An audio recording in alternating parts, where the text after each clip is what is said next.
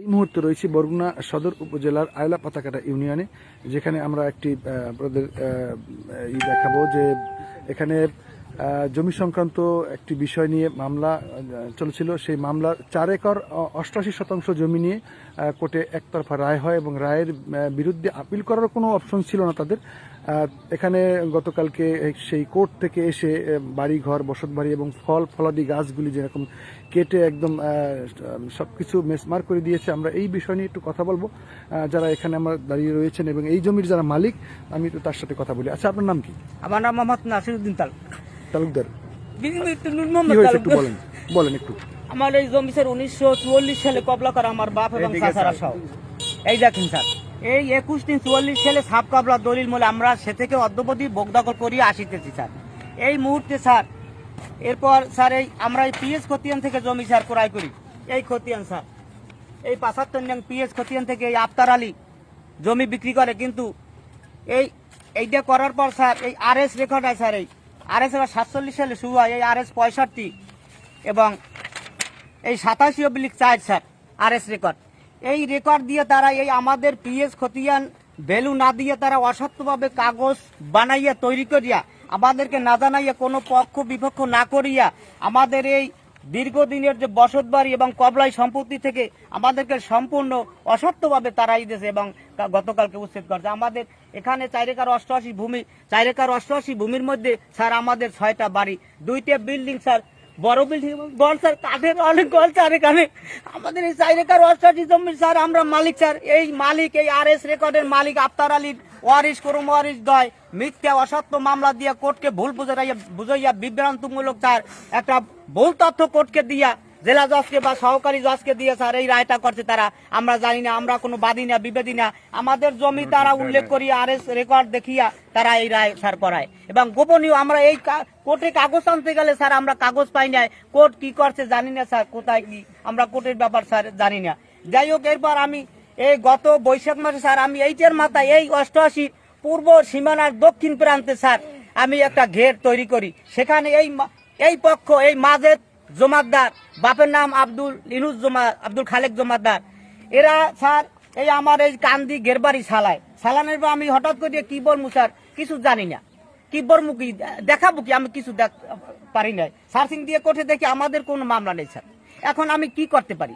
পরে আমি Barguna police super মহোদয়ের কাছে আমি একটা প্রার্থনা করি এবং সেই প্রার্থনা বরগুনা সদর সার্কেলের দ্বারা স্যার প্রেরণ করে। উনি ট্রান্সফার হয়ে যাওয়ার পর আমার এই কাজটা বন্ধ হয়ে যায় একরকম। পরে পরবর্তী সময় ওনার সহকারী তার দ্বারে গেলে উনি আবার আমাকে থানায় যেতে বলে। আমি থানায় যাইয়া তাদের কাছে বৃত্তান্ত বললে আসছি। ওনারা বলছে যে ঠিক আছে আপনি যান, আমাদের কিছু ইনফর্ম করবেন। এরপর স্যার এতেও ঝামেলায় ক্ষান্ত হয় না। পরবর্তী সময় স্যার আমি এই 12/11/2020 খ্রিস্টাব্দ স্যার এই একটা আছে আমার প্রতিবেদন সহকারী ভূমি কমিশনারের স্যার। আমি একটা লিগ্যাল নোটিশ করি যে ওরা কিসের জমি দাবি করে, কোন কাগজের বলে আমাদেরকে উচ্ছেদ করতে চায়, আমাদের জমি দখল করতে চায়। এরপর আমি এই কথাটা স্যার জানতে পারিয়া আমি একটা লিগ্যাল নোটিশ করি মোস্তফা কামাল উকিল দিয়া। তারপর ওরা জবাব দেয় যে আমাদের আরএস রেকর্ডের মালিক। আমি বললাম যে তোমরা বৈঠকে বসো, আমাদের পিএস খতিয়ান দিয়ে তোমার দলিল করা সাব কবলা 1944 সালে 28। এখন তোমরা যে আরএস খতিয়ান দাবি করো, আমাদের তো পিএস আগে, কিন্তু আমার কথা না শুনিয়ে স্যার এরা দিন দিন আমাদেরকে হামলা করতে হয়। এই হামলা করার পর স্যার আমি এই এডিএম করে এই মামলা দিয়ে এই মামলা স্যার মামলায় তদন্ত দেশে বার সহকারী ভূমি কমিশনার আপনার ভূমি অফিসে যে এলাকার যে ভূমি অফিস তহসিলদার, স্থানীয় তহসিলদার স্যার এই রিপোর্ট দিয়েছে স্যার আপনি সম্পূর্ণ 4 একর 88 ভূমি আমাদের পক্ষে এবং আমাদের দখলে। এই রিপোর্ট দিয়েছে, এই রিপোর্টও তারা মানে না স্যার। গত 3রা মার্চ আমি ঢাকা ছিলাম স্যার, আমার 4-5টা ছেলে মেয়ে, একজন অনার্সে স্যার এই অ্যাকাউন্টিং এর 3য় বর্ষ স্যার টাকা পেতে পারলে স্যার এই একটা মেয়ে বিএসসি অনার্সে ভর্তি করবি স্যার। এই খ্যাত খামার দিয়ে আমি এগুলো করি স্যার। এখন আমি এমর্থ অবস্থায় কি করবো? ঢাকা থেকে স্যার নাইটে 2রা মার্চ নাইটে আমি কাজ করিয়া যোগালি গাছ লেবারি করিয়া ছেলেটা গেলে কবির এই ছেলেটার স্যার আমি হেল্পারি করি, এই ছেলেটার হেল্পারি করে স্যার প্রাইজের মেস্তুরি স্যার। ও আমার চাচা তো ছেলে স্যার, আর হেল্পারি করে আমি স্যার এই দিন বাঁচাইতে চেষ্টা করছি, দিন কাটানোর জন্য স্যার। এরপর 3রা মার্চ আমি নাইটে আসিয়া মহরির ফোন দিই যে মহরি সাহেব আজকে কিন্তু আসতে আসি। উনি বলে যে আজকে কি আপনি আসবেন? তখন আমি ওনাকে বললাম আপনি কি কথা বললেন মহরি সাহেব, আমার তো আজকে মামলার তারিখ। 3-4 তারিখ পর্যন্ত ল্যাপস হয়ে গেছে, এডিএম কোডে ওঠে না, বসে না। আজকে শুনানির তারিখ, প্রতিবেদন জমা, আপনি কি বলেন কি? আপনার কথা তো ভালো হয় নাই। এরপর আমাকে আর কিছু না বললে আপনার 12:30টায় ফোন দেয় ওনার উকিল মাসুদ খানের, যে স্যার আজকে কিন্তু ওই নাসিরুদ্দিন তালুকদারের প্রতিবেদন স্যার জমা, আপনি কি কোর্টে আসেন এখনই? উনি পরবর্তী সময় যায় স্যার, পরবর্তী সময় যাওয়ার পর উনি আমার কেসে মুখ করে, তখন তারা আরএস রেকর্ডের কথা বলে, আমাদের আরএস রেকর্ড এই সেই। আমি বললাম উকিলের, স্যার আপনি কি নথি দেখছেন? আমাদের পিএস খতিয়ান থেকে জমি কবলাই করা, সাব কবলা মূল্যে আমরা মালিক স্যার, এবং খালি আমাদের মিউটেশন আছে স্যার, আপনি দেখেন আশাটিতে আমরা মামলা করি, এই ওদের এই রেকর্ড আমরা ক্যান্সেল করছি। এরপর এই যাই হোক, আপনার এডিএম সাহেব বলে দিয়েছে যে আগামী 24-5 তারিখ ধার্য করা হইলো। এর আগে উভয় পক্ষকে শান্তি রক্ষার জন্য বলা হইলো, এই স্যার 68 সালের মামলা দিয়ে আমরা ওদের রেকর্ড ভেনিশ করি, আমরা রেকর্ডে আসছি। এই রেকর্ডের পর্চা স্যার, এই দেখেন আমাদের নামে এই পর্চা স্যার।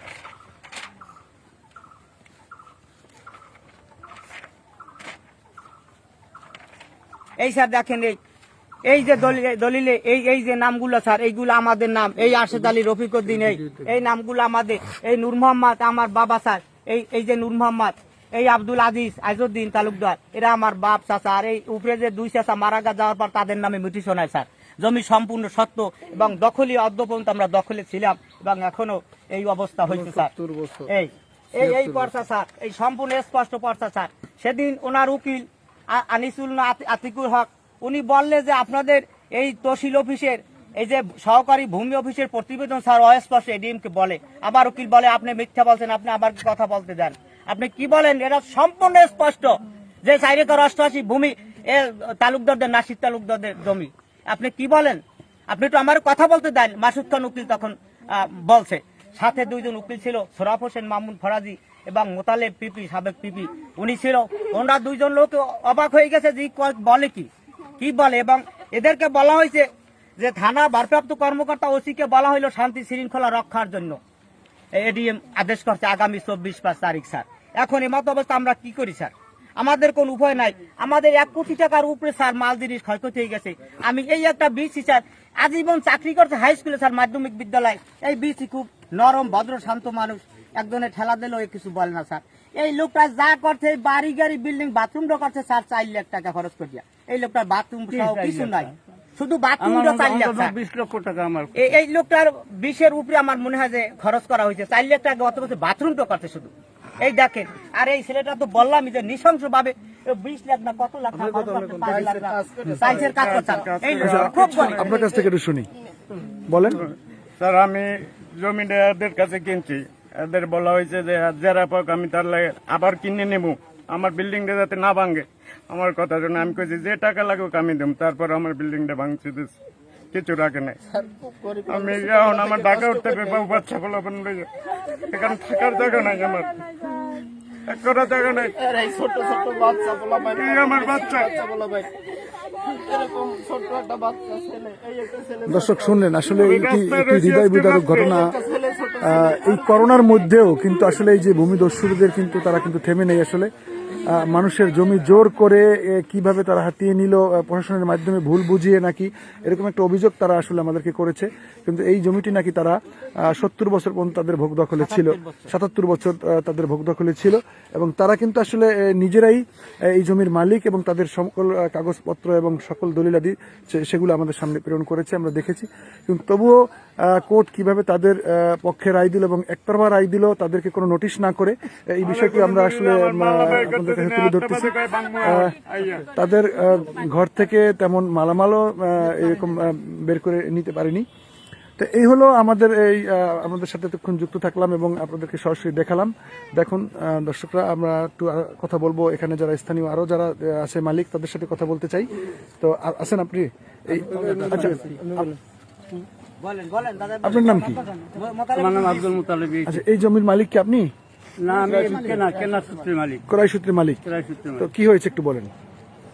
আমি তো কিনছি, এরা ব্যাপারে আমি তো আর কিছু নাই, মূল তো এরাই সবকিছু। ঘটনা কি হবে, এরা যদি রাইট চাই আমি রাইট, আর আমি এরা যদি রাইট না চাই তো আমার তো কিছু নাই। তো এখানে ওনাদের যে কাগজ দেখলাম, এই কাগজ আপনি যে কাগজ আমাদেরকে দেখালেন, সেই কাগজের কি আসলে কোনো ভুল আছে কিনা বা তাদের কোনো রাইট আছে কিনা, তাদের পক্ষ থেকে একটু একটু আমাকে বলেন, আপনি বলেন। আমাদের কাগজপত্র কোনো ঘাটতি ছাড় নেই, যেহেতু সকল পিএস কাগজ- খরচা দিয়ে সকল কাগজ আমাদের আপডেট ছাড়, একদম সম্পূর্ণ সইমোয়ার কাগজ। এই যে একটা সইমোয়ার দলিলের নকল, এই স্যার স্যার এইটার মেইন কপি উকিল মহোদয়কে দেওয়া, এজন্য এটার মেইন কপি দেখাতে পারলাম না। এই সমস্ত পর্চা স্যার সইমোয়ার পর্চা, এগুলো আমার নিজের বানানো নয়, এগুলো কেউ বানাতে পারেও না স্যার। তাহলে তারা কি কিসের বলে স্যার, মামলা ভুয়া করলো? একটা অসত্য বিভ্রান্তিমূলক একটা মামলা করে দিয়ে জজকে ভুল বুঝে নিজেরা বাদী বিবাদী।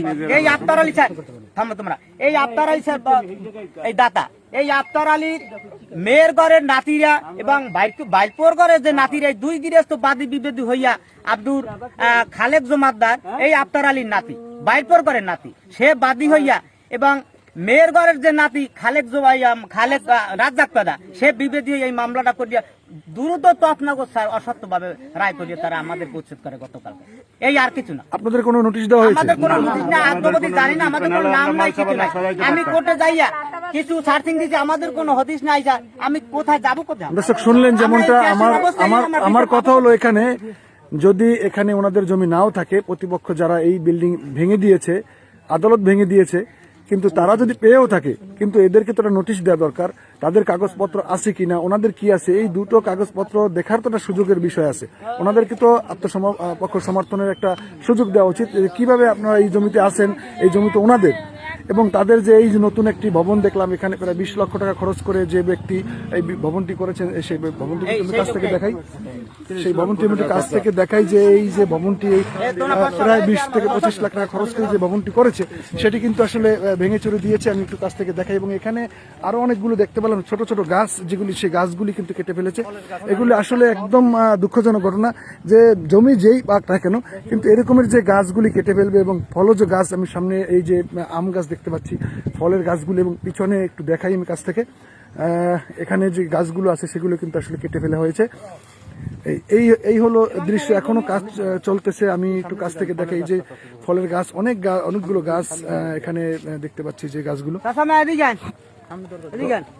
এই হলো সরাসরি দেখাই যে একতরফা কোনো রায় হওয়া উচিত নয়। আসলে এখানে কোর্টের প্রতি আমাদের শ্রদ্ধা আছে, আইনের প্রতি আমাদের যথেষ্ট শ্রদ্ধা আছে, কিন্তু তাদেরকে তো কোর্ট তো একটা নোটিশ করবে, কিন্তু ওনাদের যে অভিযোগ যে তাদেরকে কোনো রকমের কোনো নোটিশ ছাড়াই হঠাৎ করে দীর্ঘদিন মামলা চলা অবস্থায় গতকাল এসে তারা এই রকমের কোর্ট থেকে এসে যে এই যে নারকেল গাছ বা বিভিন্ন ধরনের গাছ একদম কেটে চুরমার করে ফেলেছে, এটি কিন্তু আসলে কাম্য নয়।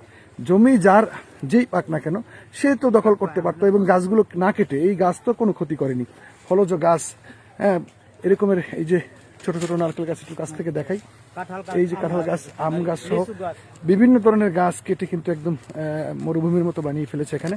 তো এই বিষয়টা আপনাদেরকে সরাসরি দেখালাম আপনাদেরকে, একদম এই লিচু গাছে যে এই ফুল ধরেছে, সেই লেবু গাছ, অন্যান্য গাছ, বিভিন্ন জাতের ফল গাছ, আমরা এই ফল গাছগুলি দেখতে পাচ্ছি যে কোর্ট কিভাবে এই রায়টি দিল। আসলে আমি একটু কাছ থেকে দেখাই আপনাদেরকে। হ্যাঁ, এই যে লিচু গাছ আমরা দেখতে পাচ্ছি যে একদম বিভিন্ন রকমের গাছ এখানে যারা রয়েছিল, এটি আসলে দুঃখজনক একটি ঘটনা। আমি একটু কাছ থেকে দেখি, এখানে 4 একর 88% জমি, এখানে জমিও অনেক। তো আমরা এই মুহূর্তে রয়েছি আয়লা পাতাকাটা ইউনিয়নে, বরগুনা সদরে। তো দর্শক, এই হলো আমরা আপনাদের কাছ থেকে আমরা বিদায় নেব। তার আগে একটু দেখিয়ে রাখি যে এরকমের যে ছোট ছোট নারকেল গাছ, এই গাছটি কি ক্ষতি করেছে, কি এখনো ফলও ধরেনি, একটু কাছ থেকে দেখাই। এই যে নারকেল গাছটি একটু দেখুন, একদম চারা গাছ, এখনো এই নারকেল গাছটি ফল ধরেনি, হয়তো এই বছর বা 2 বছরের মধ্যে ফল ধরতো। এরকম গাছ, খেজুর গাছ সহ ছোট ছোট গাছ এরকম কিভাবে করে আমি বুঝি না। আমি তো আসলে আইনের প্রতি আমাদের যথেষ্ট শ্রদ্ধা, আইনকে আমরা যথেষ্ট পরিমাণ শ্রদ্ধা জানাই, কিন্তু তারা এই কোর্ট থেকে কিভাবে এরকম উচ্ছেদ করে। জমি বুঝিয়ে দিতে পারতো, বা লাল নিশান টানিয়ে তাকে ভোগ দখল করিয়ে দেবে। এই যে ছোট ছোট দেখুন সামনে যে সুপারি গাছ, এগুলো কিন্তু আসলে কেটে ফেলা হয়েছে। তো এই যে কাঁঠাল গাছ, কাঁঠালও ধরেছে। এই যে ফলজ গাছ, এখানে অনেক লাউ গাছ, সবজি গাছটা অনেক কিছু ছিল। তো এটি একটু কাছ থেকে দেখাই। এই যে সামনে দেখতে পাচ্ছেন যে আসলে কোর্ট থেকে যে লাল নিশান দিয়ে গিয়েছে, তো এটি দিয়ে এখানে গোলা বারুদ সহ ঢোল চাকি নিয়ে এসে এদেরকে আসলে উচ্ছেদ করে দিয়ে গেল। কিন্তু দুঃখের বিষয় হলো এটি যে ওনারা কোনো নোটিশ পায়নি। এই কষ্টটি হলো এই যে লাউ আটি রেখেছি, ফলজ 300 গাছ, লাউ লেখছি। এই যে আমার 4 লাউ লক্ষ গাছ টাকা দেখেন, তারা লাউ হয়েছে, সহ 4 লক্ষ টাকা। এরকম কেটে একদম মেসমার করে দিয়েছে। এগুলো তো কোনো মানুষ খেতে পারতো, বা এগুলো কোনো একটা ব্যবস্থা করতে, পাতা, স্যার, আটির জন্য বীজ হ্যাঁ, বীজ লাউ। বীজের জন্য রেখেছে সেই লাউগুলো, গাছগুলো কিন্তু কেটে ফেলেছে। তো এরকম একটা কলা আমার গাছ, মনে সবজি হয় গাছ, যে স্যার, কলার একটি- বাগানে সবজি কলাই, স্যার। সব হ্যাঁ, পাইতে বলে সবজি এরকম একটি দুর্দর্শ ঘটনা ঘটাবে, এটি আমার মনে হয় না যে কোর্ট এরকম করতে পারে। কারণ আমাদের আইনের প্রতি যথেষ্ট শ্রদ্ধা। মাননীয় বিচারক মহোদয় যিনি এইরকমের নির্দেশ দিয়েছেন, তার নির্দেশের প্রতি আমাদের আসলে যথেষ্ট শ্রদ্ধা। কিন্তু তিনি কি এরকম বলেছেন কিনা আসলে আমার জানা নেই, যিনি তিনি এরকম বলতে পারেন। তো এখানে কিন্তু কোটি টাকার উপরে ক্ষয়ক্ষতি হয়েছে, এরকমের আমরা একটু দেখতে পাচ্ছি। তো দর্শক, আপনাদের মাঝ থেকে আমরা বিদায় নিচ্ছি। ভালো থাকুন, সুস্থ থাকুন, সকলকে ধন্যবাদ জানিয়ে আবার আপনাদের সাথে আমরা যুক্ত হব। সে পর্যন্ত সকলে ভালো থাকুন। আল্লাহ হাফেজ।